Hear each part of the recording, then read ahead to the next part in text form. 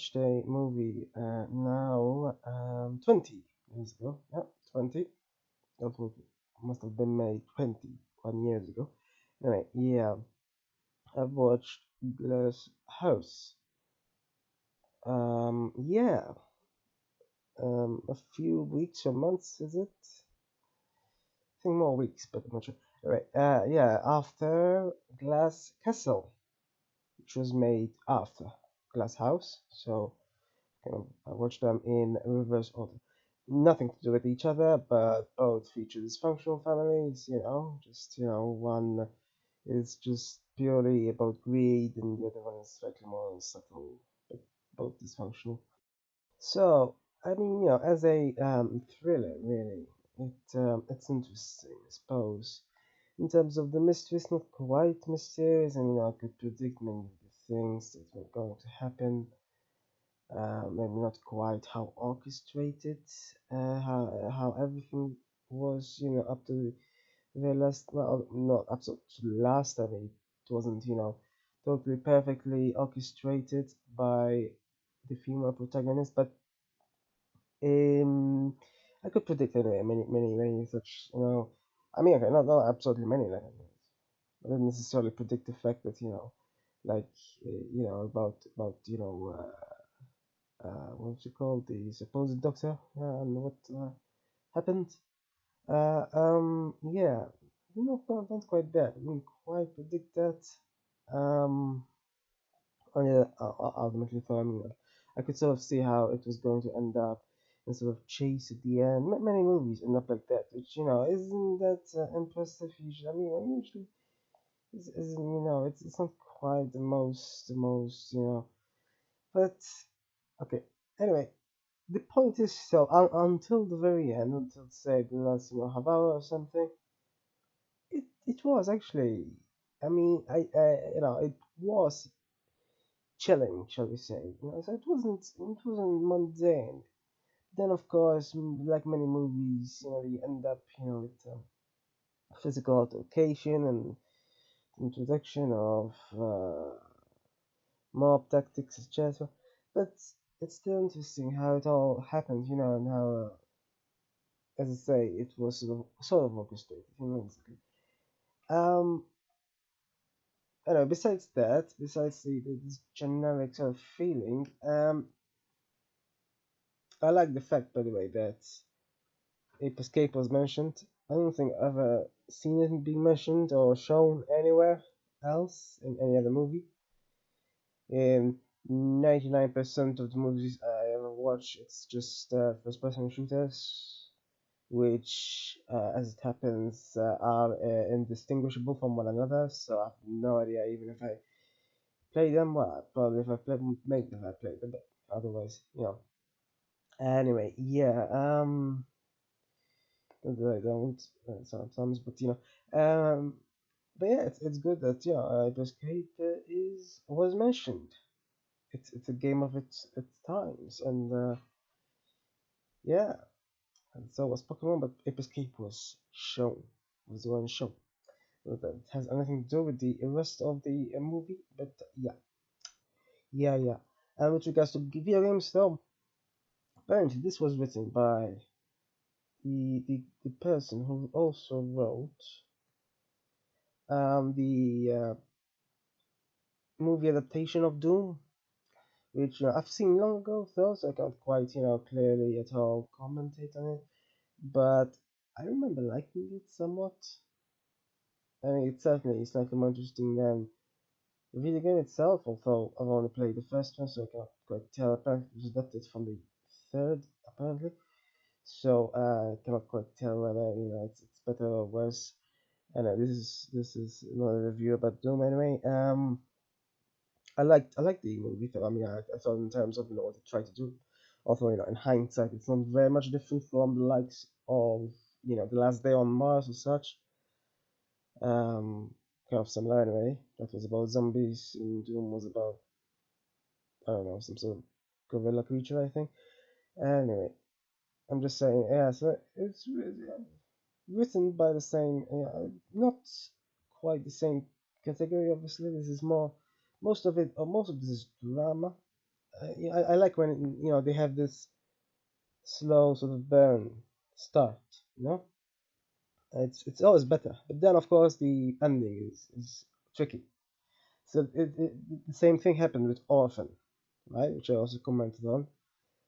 It did begin well. I mean, most people seem to think it ended well as well, or something. I don't know. But, well, based on the average reception, I guess. I'm just saying. But yeah, I personally don't think it ended well, and this didn't either, but ended somewhat better than Orphan ended.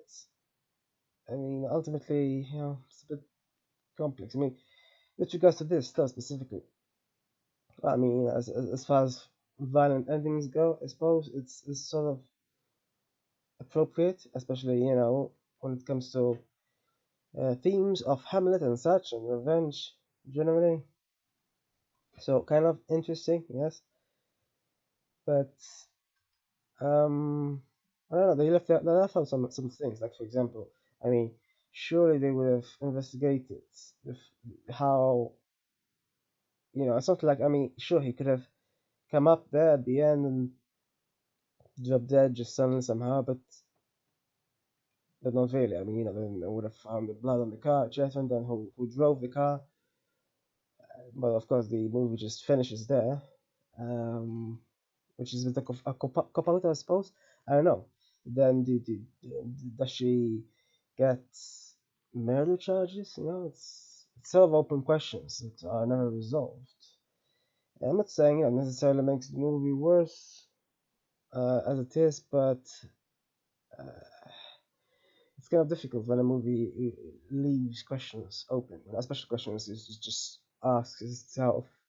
Most people aren't thinking too much about it, just moments before the ending. By the way, this writer as well is also the writer for Arachnophobia, which I think I also watched. I don't remember it being quite a comedy. Here it says it's a comedy horror. I do remember watching it now, but I think at least, well, not very, very long ago, so I really can't say much about it. I think I might have on average liked it as well, but yeah, he's called Wesley Strick, and I think that's it. I'm sure you know him. I think. Yeah. Yeah. So and the director apparently has directed X-Files, so that reminded me of uh, the Final Destination, which came out of the X-Files. Although this doesn't quite have the same feel, but I'm just saying, they share that in common. And of course, The Walking Dead, but I don't know anything about that because I haven't seen it. And yeah, it is popular though. I have no idea why, because zombies bore me, and I mean, watching movies is one thing, and at least the last what was it last last day on Mars? No, it wasn't last day on Mars. I just mentioned, I cannot believe it. Just yeah, that one anyway. Yeah, had zombies, but at least it was on Mars. So slightly different. Other than that, though, zombies on Earth, I think, in my opinion, boring.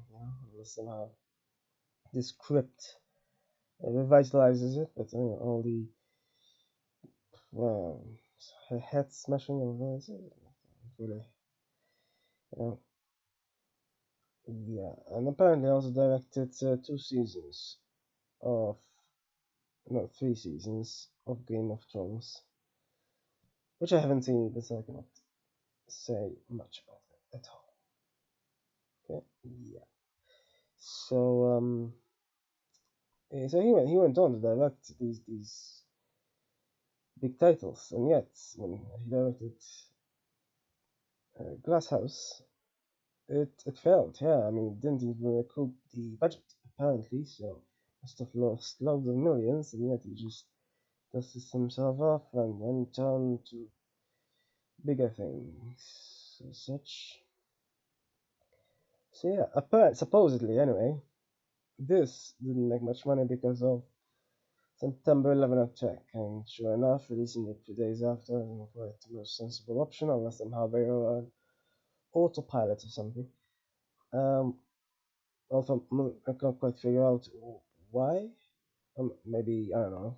Maybe people were tired of violence, which would make sense. But you know, you would hope by normal standards that people are tired of violence, not just they happen to be tired just because of a world event where there was violence. But yeah, anyway. Or of course, even more simply, they were distracted, so they didn't go to the cinema at all. So I don't know. I guess you need to look at the statistics for the cinema generally during the time to verify that.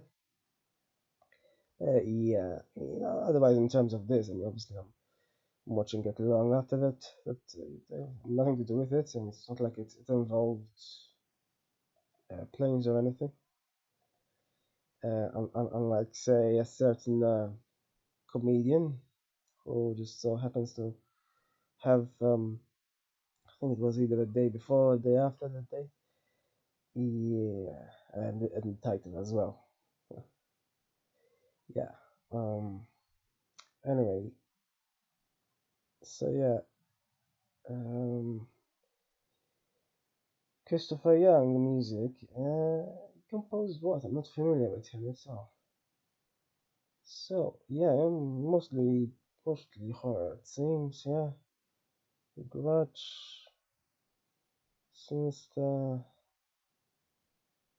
Yeah, mostly horror. I think I've only seen The Grudge, unless I've seen just the Japanese version of it, which I've seen. Yeah, I think at some point I've seen the shipping news as well. That's not horror, though. I also composed for Spider-Man 3, which I'm assuming is not horror. I haven't seen it yet, though. So, there's something called a pet cemetery here, except it's not spelled. So, okay, normal cemetery. I don't know what that means. So, yeah, I really don't know this guy. Nope. Oh, fly to. Huh. So yeah, it seems a bit mixed. Critics do not like it because somehow they saw this first after 9/11 and somehow connected it or something. No idea. And the audience might like it a bit, although apparently only likes it years later, possibly in reviews specifically, because the average rating isn't too high either. Although it is not below average.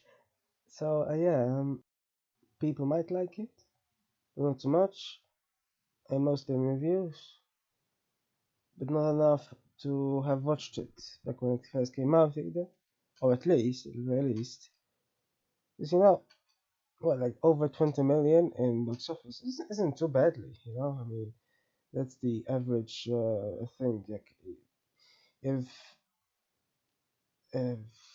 if if a release from another smaller country has that much, it will actually be better than usual. But somehow it is, it's the problem is the budget.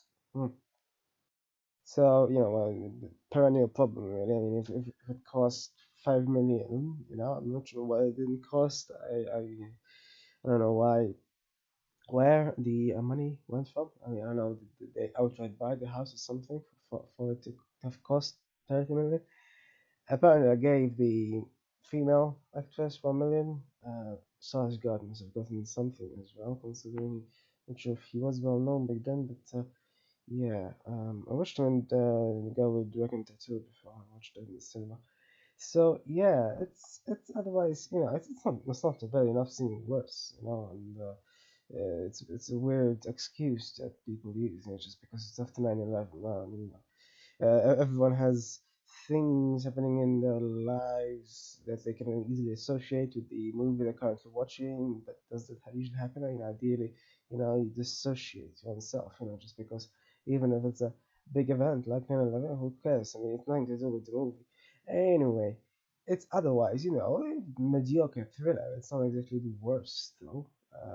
It's about as much as good as Orphan, honestly, and Orphan was so much more well received.